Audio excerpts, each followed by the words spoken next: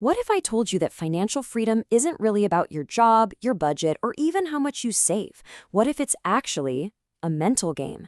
Today, we're diving into this powerful idea that before money can ever grow in your bank account, it has to get permission to grow inside your mind. And that quote right there, it pretty much frames everything we're going to talk about.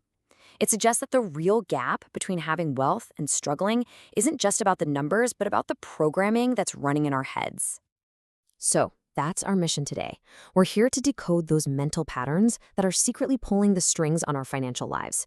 We're going to uncover what the source calls the money codes. These are the mental keys that can help you finally break through self-sabotage and unlock real lasting wealth. Okay, let's jump right into section 1. This gets right to the heart of the problem. It's not about the economy. It's not about your boss.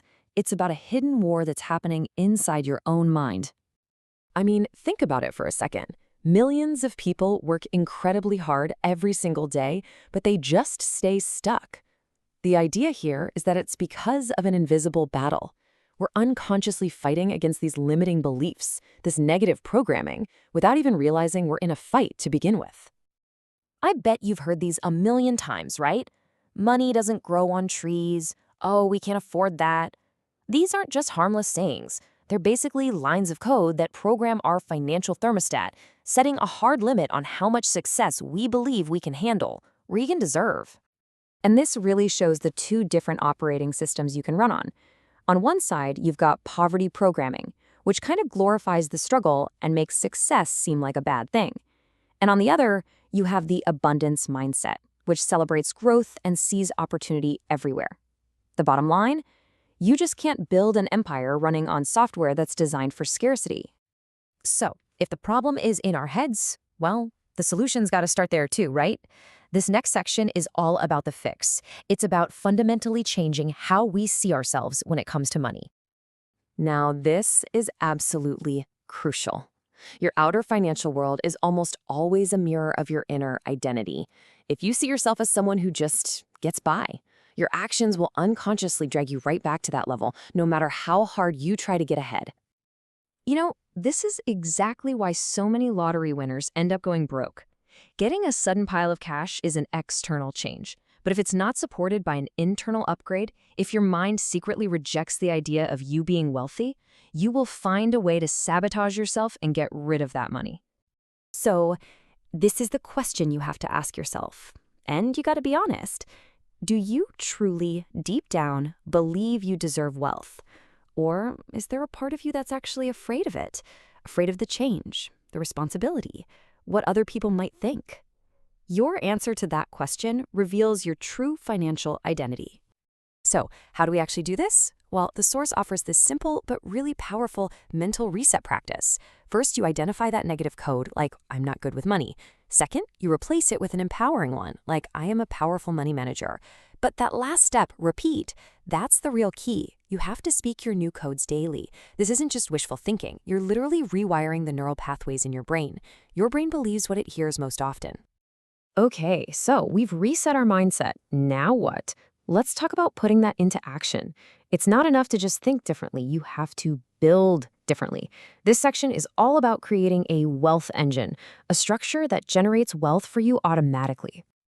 Now, this is a huge mental shift for a lot of us. We're taught that more effort equals more money.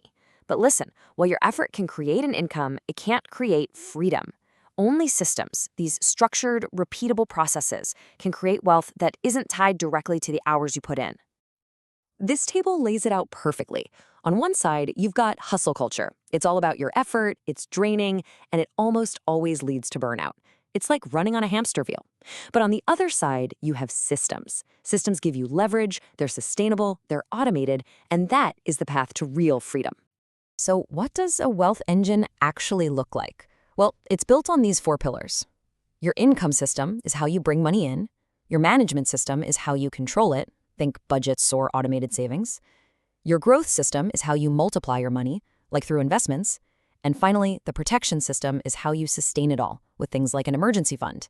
When all 4 of these are working together, you've built a powerful wealth engine. And this right here is why systems beat motivation every single time. Motivation is an emotion. It comes and goes. A system, like an automatic transfer to your investment account, doesn't care if you're feeling motivated or tired. It just works. It makes your financial success consistent and automatic. All right, we're heading into the home stretch. This is where we put it all together. Once you have the right mindset and you've built the right systems, there's just one more ingredient you need to really scale your wealth and achieve true freedom. And that secret ingredient is leverage. Leverage is the secret to multiplication. See, working harder for more money is just addition. But multiplication, that's when your systems, your tools, and your ideas start working for you, creating an impact that goes way beyond what you could ever do on your own. This is the final mental shift. Instead of thinking one-to-one, like 1 hour of my work for 1 hour of pay, the wealthy think one-to-many. They're constantly asking, how can I scale this? How can I turn this into something that serves 1,000 people or even 1,000,000? That's the multiplication mindset. And that leaves us with this final, powerful question. It really sums up everything we've talked about. Are you just chasing money? Because if you are, you're always going to be playing a game of addition. But if you focus on building systems that create so much value, money stops being something you have to chase. It becomes an automatic reward that's drawn to you. And that, my friends, is the code.